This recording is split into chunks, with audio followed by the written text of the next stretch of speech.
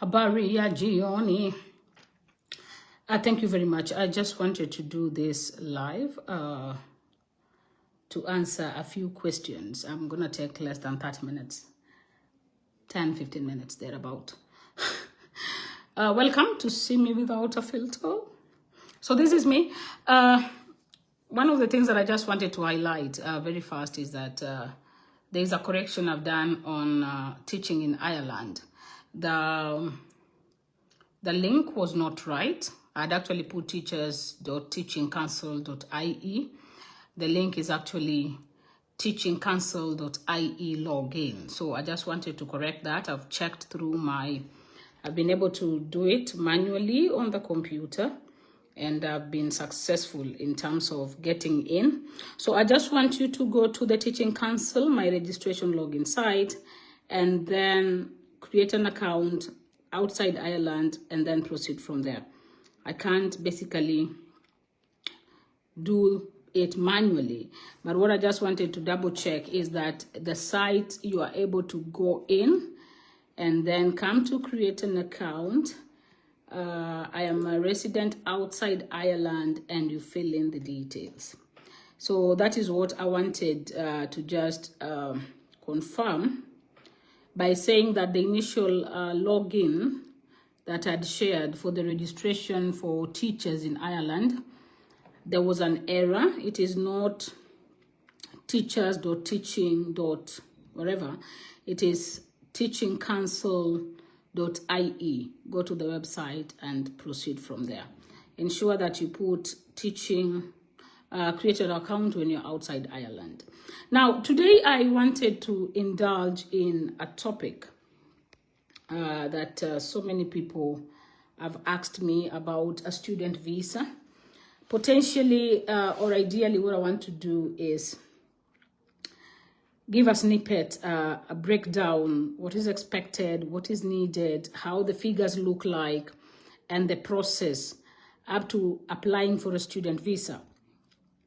So student visa, ideally, master's, PhD. Master's, for instance, is 16-month visa, and then PhD, I bet, I've not checked on that, but it's about 2 or 3 years, I don't know. I wanted to focus more of masters. In my initial post I'd done that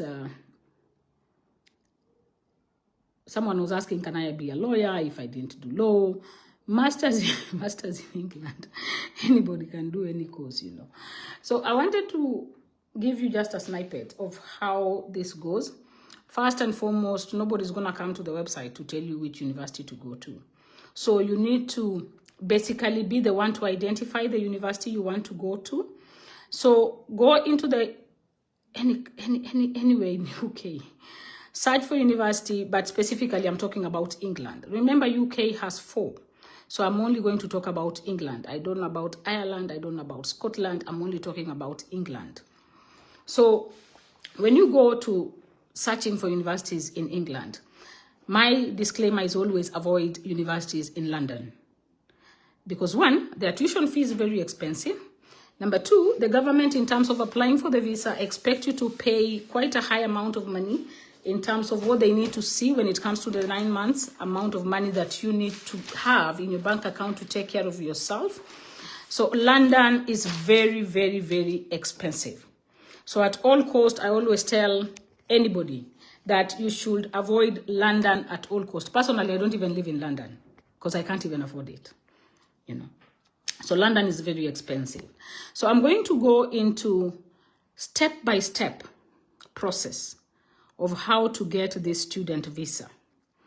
And my disclaimer is, if you are listening to me or if you'll watch this video later, we have something called a white paper. I have always discussed this in my video.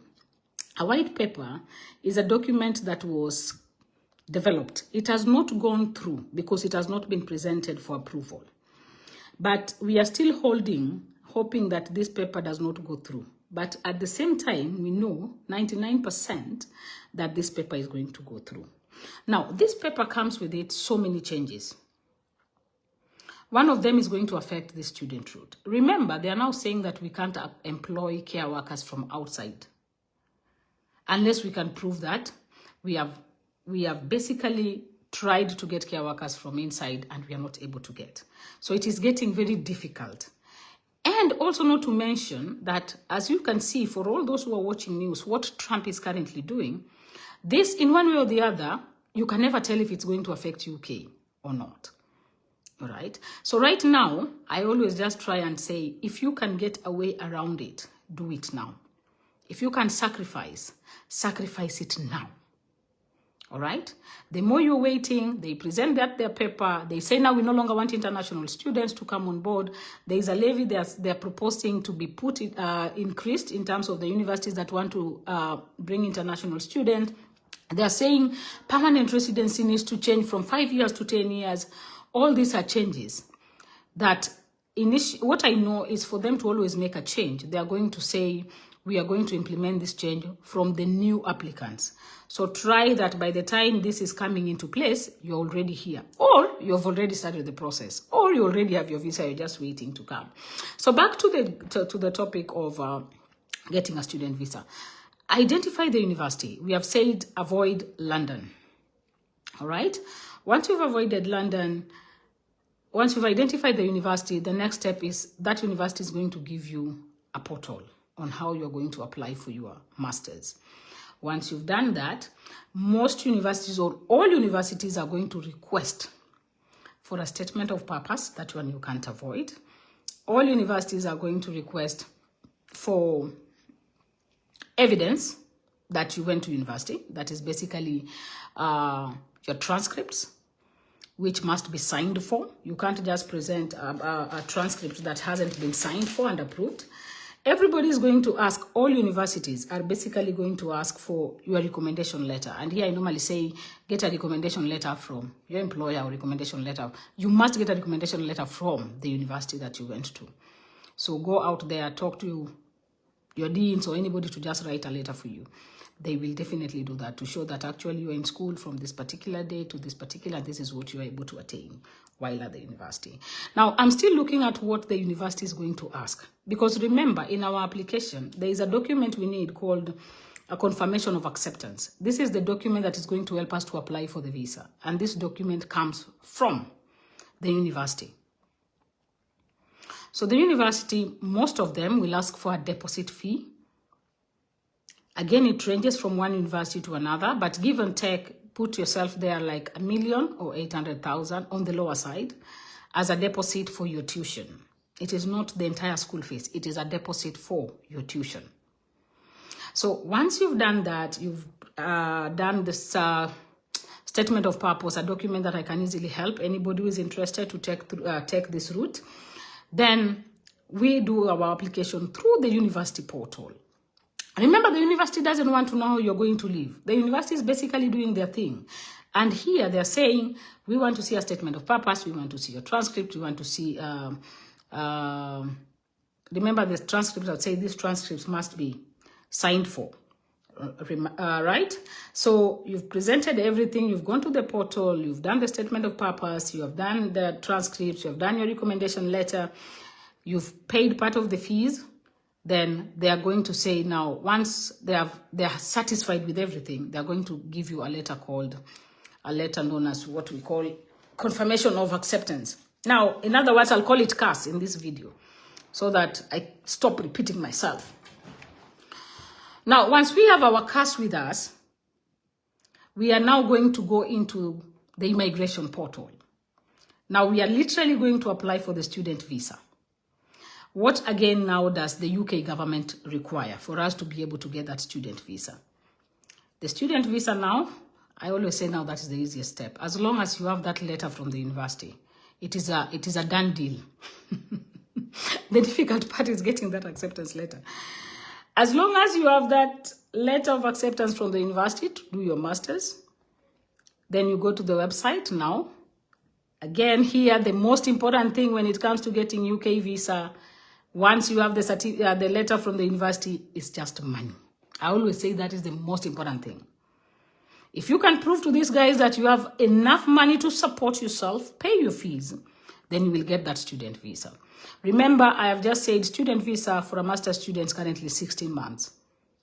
And I'm going to take you through again, why is it for me, why do I always advocate for this kind of visa? What is the advantage of a student visa over the other visas, apart from the spousal or marriage visa, as people call it? I always prefer this because for me, it's the easiest route to come into England, to be honest. So here we are. We have our CAS. Again, I said I'll call it CAS. CAS is basically the confirmation of acceptance from the university. And then we now start our journey. They are going to ask you for what we call an English test. They have to prove that you can speak English, you can write English, you can listen to English. You can't come to England if you can't do this. But again, somebody's going to ask, I was a university student. Why? I have my degree. Why do I have to prove that why do I need IELTS, as they call it here? But then all of us, even me, I did it. So all of us planning to come into England, apart from currently the dependents on skilled workers visa, and I think it's basically the dependents who don't do this English test. But again, in their proposal, in the white paper, they're saying, moving forward, everybody's going to do the English test. Now, where do we get this IELTS? It's an international accreditation for English. And this is done through the British Council. British Council, by the time I did it in 2023, it was 26,000. It is, I think, roughly 30 minutes test. There you go, I did what we call a B1. You go, somebody's talking, you listen. They want to see, are you able to respond? It's the easiest for somebody who has a degree to be, even somebody who has a class 8. You will pass this English test. You know, they just want to see if you can listen, you can respond, you can talk in English, and that's just it. So it's very easy to get this booking. I think maximum you can wait is a week or 2. And then you go in and do your IELTS. That is the English test. Now, here I am. I have my CAS letter. I have my IELTS English test proficiency letter certificate done by the British Council. Now, the next thing somebody is going to ask is, Cecilia, what next? Now, there's a very important aspect. Even before you start all this IELTS or CAS, always ensure you have money. And when I talk about money, there is something apart from the tuition fee you have paid that the government is very keen on. The UK government is very keen on what we call a bank statement. Nobody's going to take that money from you. But they want a proof that when you come to England, you are not going to depend on anybody and you can comfortably live on your own and support yourself. Because the assumption you are giving them is that I am coming in as a student. So the expectation is, as a student, how are you going to survive? And so they've put a cap there, they said. Now, our expectation is that you should be able to support yourself for 9 consecutive months with the money that is in your bank account. They've done their maths, and I took my time today. I think you guys need to pay me to even calculate it and change it into the Kenyan currency, because all the time I keep on getting this question. How much is this in Kenya shillings? How much is this in Kenya shillings? So when, again, you decide, no, me, I want to live the high life. I want to live in London. This is the university that I want to go to. It's in London. The government is saying in terms of immigration that you need to have at least 1,483 per month. That is in pounds for you to survive in London. So that in 9 months, if I did my maths right, I'm not very good in maths. I'm seeing Julius is here, a very bright student I was with. Julius. Julius was my classmate. So that gives us about 13,347 pounds. With the current exchange rate, if I'm not wrong, currently we are at 178 thereabout. I discovered that this money, currently they're asking for about 2-point-something million. When you decide to stay out of London, now the rate is lower. Again, instead of 1,483 per month, they're saying you need to show us that it's 1,206 per month. Again, an equivalent of 9 months. That takes us give and take to about 10,800, which again is about 1,890 something. 1 million, 1.8 something. So in summary, if I look at all this, there's a bank statement that is roughly 2-point-something million, give or take. And then there's tuition fee, which is roughly 1 million shillings. So I normally tell people that your bank statement should at least show 3 million Kenya shillings. And then you remember, this bank statement can show even before you pay your tuition fee. So give and take, have a bank statement of about 3 million, then you pay your fees, and the balance, you just need to prove. Remember, the only money that will leave your bank account is the tuition fee. The bank statements, once they've seen the money, you need to have that money 28 days before applying. So they need to see that the money has been in your bank account for 28 days. And thereafter, you can do whatever you want to do with the money. They will not come back and say, hey, I saw you have 3 million. Where is the 3 million? They don't need it. They just want to see that by the time you're doing your application 28 days before, that money is there and you can prove that you are able to actually take care of yourself. Again, a very orthodox way of doing things. I tell people, even if it means collecting from wherever you want to collect, just collect this money, put it together. Tell these people, you know what, after I've collected your money, I'm going to bring it back in 28 days. As long as you're a trustworthy person. Collect this money, put it together, put it in your bank account, let them come and see it. They normally call the bank, ensure there's no fraud in it. These guys are so bad. When they detect fraud, they're going to give you a ban of 10 years. Then, after the money has gone through, they normally call. If you say, like, for instance, my bank account was in Barclays, they literally call the bank to say, does Cecilia have a bank account with these guys? How much is in that bank account? Though it is me who presented the statement. So, you must ensure that you don't even think about. I know of so many people who have gone the shortcut route, but trust me, bahati ya mwenzako usilalie mlango wazi. Today, that person might go through, but tomorrow, when you try the same trick in terms of bank statement, it doesn't go through, and this guy gives you a ban for 10 years. Now, somebody asked, I don't work. I've just left university. I want to do masters. I don't have a bank statement. Whose bank statement can I use? I don't have money in my bank.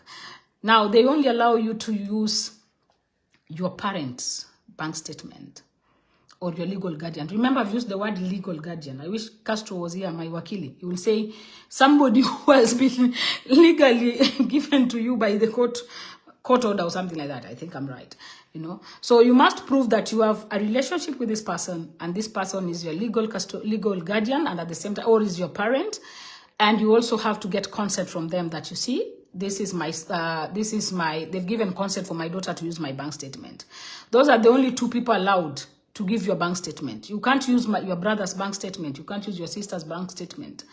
The only person who can give your bank statement is your parent or the legal custodian or legal custodian, something like that. Now, so that's it in terms of the money. So I've said, do not sit and worry, oh, where will I get 3M? The issue is, can your bank statement show that you have 3M in that bank? After that, 28 days, do the application. When it goes through, find a way of, if you want to take back the money to the people you took from, fair and fine. If you took a loan, you can take it back. But then remember, you are going to come to England to stay and survive. There is nobody who's going to tell you once you land in Heathrow, then there's a job waiting for you. So you can't just take back all the money and say, hey, me, I'm going to England. Once I'm in England, I will get a job and I'll start surviving. So that's it. We have our bank statement. We have paid our deposit. We have our IELTS with us. Then the next thing we have to do is we have to get our TB test done. Kenya is among the countries that they don't allow us to come here without a TB test. So again, I can't remember the name of the place, but that is a 1 day, 2 day appointment. You'll always get it. So I went there, got my test done. It's around 16 to 18,000, again, depending on the USD exchange rate. So you must have your TB test done. You must have your IELTS done. You must have the bank statement with you. You must be able to pay the deposit. You must have the cash letter with you. And then from there, there's another fee that, again, UK government is asking for called IHS. IHS fee basically is the one they call the health surcharge. This is the money that basically takes care of your health while you're here. Because while we are here, we go to the hospital, we don't pay. Our children go to school, we don't pay. But IHS is not school related. It's more of hospital related, your health. So again, they're saying, because it is a 16 months training, we are saying, they say every year they charge £776. So they are going to go the pro rata way and say, if it is 1 year, 776, what about 16 months? They give you the figure. Roughly, it's about £1,000. Conversion rate, give or take, right now, £1,000, about 178,000. So you must have that money, again, to pay the IHS. All right. So we have done IHS, we have done IELTS, we have done IELTS, I've said is the English one. We have done our TB test, we have gotten our bank statement in place, we have our cash letter from the university that gave us the acceptance. Trust me, you are going to get that visa. Put in the paper. Put in that application. These guys are going to grant you the student visa. Pack your bags and come here. I'm going to repeat again why I advocate for this route. Now, somebody's going to ask, I have come to England. Masters basically always takes a year. Remember, you're not going to class every day. Here, we don't go to class. We don't go to class. We are here to work, ideally. But then we are here students. So what happens? For them to prevent us from overworking, because as Kenyans, we can work. You know, we can work. They say, students, while you are still doing your course, you can only work for 20 hours a week. Give or take again, 20 hours per week, 80 hours a month. Our minimum wage per hour right now is about £13. So when I did my maths, I was like, wait, I can easily make 176,000. That is when I'm very strict and following the process, the way the government works, because again, the taxman is going to come for you and they will know that you're working more than 20 hours. So what happened, Cecilia? I have invested this money. I have come. I have worked my 80 hours a month. After 16 months, where do I go to? Do I go back home? For me, the answer is no, you're not going back home. Because again, the government is saying, after you have cleared your master's, you can now convert to another visa called the graduate visa. That is if you've not gotten a job. Now, what is a graduate visa? A graduate visa allows you to be in England for 2 years as a graduate while looking for a job. Give or take, again, I'll say this is the easiest route because, truth be told, hapa naye kuna kazi. Let me just say it in Swahili. There's no way you can finish your master's and you don't have a job. Unless, again, you're that person who is mtu ambaye ajitumi, you know. So, I've finished my master's. I have graduated. I have now moved to a graduate visa. Government is saying now I give you 2 years. 2 years now, I am allowed to work 40 hours a week. Meaning I'm back now into full employment. 40 hours a week, simple conversion, 160 hours a month if you're not doing any overtime. So in a nutshell, I'm trying to tell you that now you've just gone back to working. All right? So people have basically used that particular route. And for me, the first post I did when I started doing immigration, I said, it is the best route for me. Let me come as a student. I hustle. I do. Don't let the people in the village not expect you to be sending money to them. No, everybody, we are still hustling. Come, hustle, do your 20 hours. Now jitume. Please just jituma, that is the word. Ensure you have your 20 hours. And it is 20 hours when the school is in session. And you can do more than 20 hours when the school is not in session. After that, you can get a skilled workers visa. Because as much as they're telling us, Cecilia, you can't recruit internationally. Meaning outside England, but I can recruit for somebody who is already in the country. Meaning, if you came in as a student and you have finished, the government allows me to recruit you as a skilled worker. So automatically you don't go into a graduate visa, you now come into a skilled workers visa, which for me, give and take, is the best. All right? So they are closing these other loopholes by saying, don't recruit internationally. But at the same time, they are saying, for those who are inside the country, recruit them and give them a priority. So come to think of it, you come in as a student, you finish your course in 16 months, you have your papers, you're done. We now say you can work 40 hours, and then you now convert your visa from a student visa to a skilled workers visa. And you're good to go. That is all you need to get. If you have a problem developing your statement of purpose, I am here, but I'll not sit here and do it for free now. If you have a problem, again, you want to ask me, Cecilia, how again do I go around it? Trust me, mtu asikudanganye, it has worked. It has worked for so many of us. So it is doable. The only thing I know that can take us a little bit aback is money.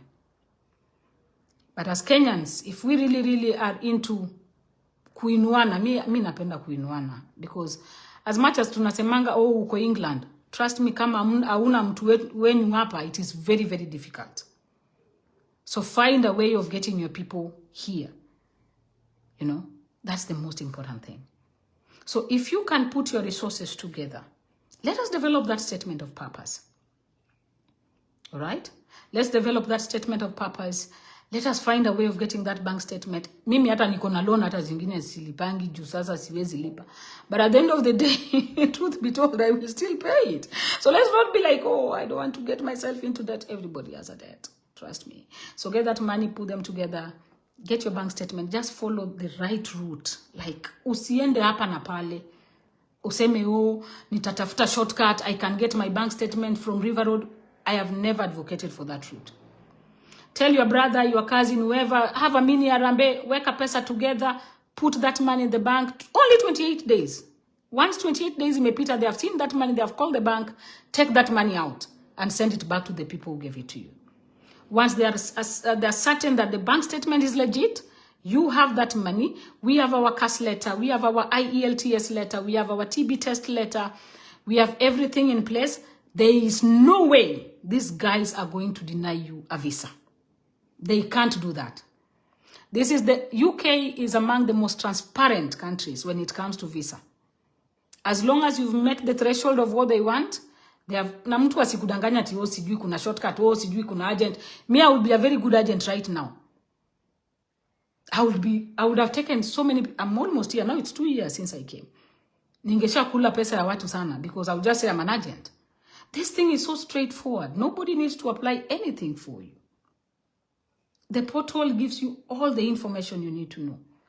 And again, the other thing I got in my inbox is somebody saying, oh, says, why would I resign from my job in Kenya that is paying me 100 plus or 200,000 to come and become a student and do my master's? We were doing good jobs in our country. Myself, I was a human resource manager. But I always tell the people, it is worth it. It is worth it.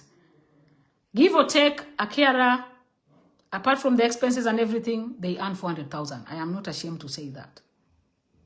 So if you can find your way here, as much as the route might look like Sai, you might not be earning much, you know, you'll say, oh, 100 and something thousand, 200 because I'm a student.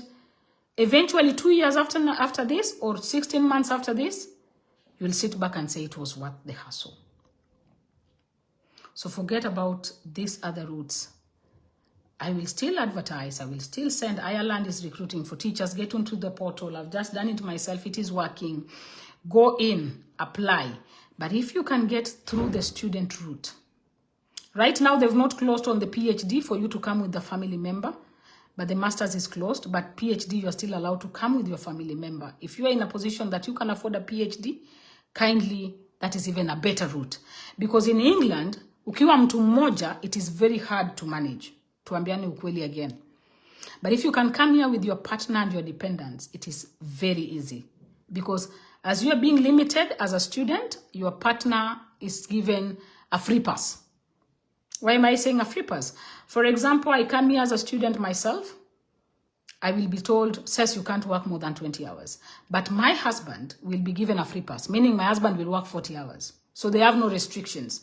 That is, remember, that is only for PhD students. But for master students, they had locked it and said master students cannot come with their dependents.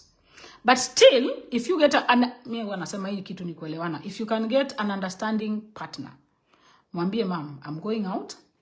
I'm only going for 16 months. Utavumilia. And then after you're done with your student visa, you're good to go.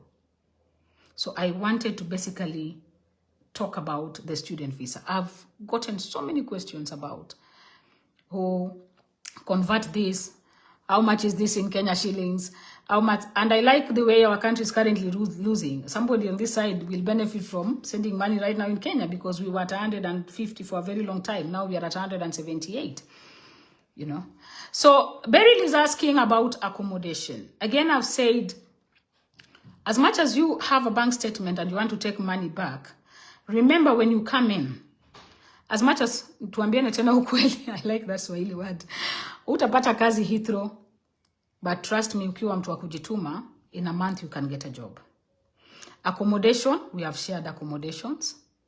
Hii hakuna ile luxury ya Wakenya ile tutasema, oh, I want to live in a 5-bed house. They are very expensive, you know. But you will find a shared accommodation. How does a shared accommodation look like in this country? It means you can share living room, but then utapata kila mtu ako na room yake. Remember your purpose of coming into this country. For some of us who really have children, kama mimi, is when now I have to really look at where am I staying with these 3 children God gave me. But for somebody who is coming alone, you can say, let me have a shared accommodation. But again, give and take, if you're a nice person, I will tell you come and study in Cambridge University. And Cess will say, oh, I'm a Kenyan. I'll accommodate you for some time as you find your way around it. But not everybody. You have to be a gender. Lazima ukue kama mimi because I can't accommodate a man, truth be told. But I can say, let me give you shelter one month or 2 months as we find a way around it. I'm also very good in sourcing for jobs for you, but very easy only when you're already in the country. I can, trust me. I have few. Then usikuje hapa ufikiria ati kazi zenye ziko utakaa kwa ofisi, kazi zenye ziko. Hapa atuangaliangi kazi, hapa tunaangalianga pesa. Pesa is the most important thing. Kazi iko Kenya. I want to make it very clear. If you want a post, a job, a title, a coat, you dress well, work in Kenya. Work back home. Here, when you're here, we dress casually, but we make that money. It is money that brought us here. So you will find that some jobs, according to most people, is not very good. But at the end of the day, every job here pays. And this country is very clear. Minimum wage ni hii. Whether leo umefagilia mtu hapa, atakulipa 13 pounds per hour. Right? You've decided to take care of someone's child, it is 13 pounds per hour. You've decided to dig somebody's garden, it is 13 pounds per hour. So that's the minimum wage. So hakuna kazi ingine utasema nilienda nikaosha vyombo kwa hoteli. No. That is why if you look at white people in this country, they're very proud about what they're doing. They comfortably wipe these tables and they feel nice. And you see, you as a Kenyan, as a black person, unafika pale unasema, hey, leo nasaviwa chai na mzungu. It is the same rate that you're being paid in the office. You know? So here is all about, it's not about a title. I have met very few people even wearing ties. It's not about a title. We go into that mud as long as you know your purpose, you know why you came here. We go out there and make that money. So accommodation you will get. All right? That I bet I've answered that question. If you are lucky that we have applied in universities around where I stay, I'm very nice. I've said I will accommodate you for a month or 2 as we source around for another shared accommodation. Rent, give and take, very expensive. Sitaki kuwadanganya. For a shared accommodation, you can do about 400 pounds. So you give and take again 60,000 kwenda juu in a month. All right? But what I normally say, we can make that 60,000 in less than a week. If unajituma, again.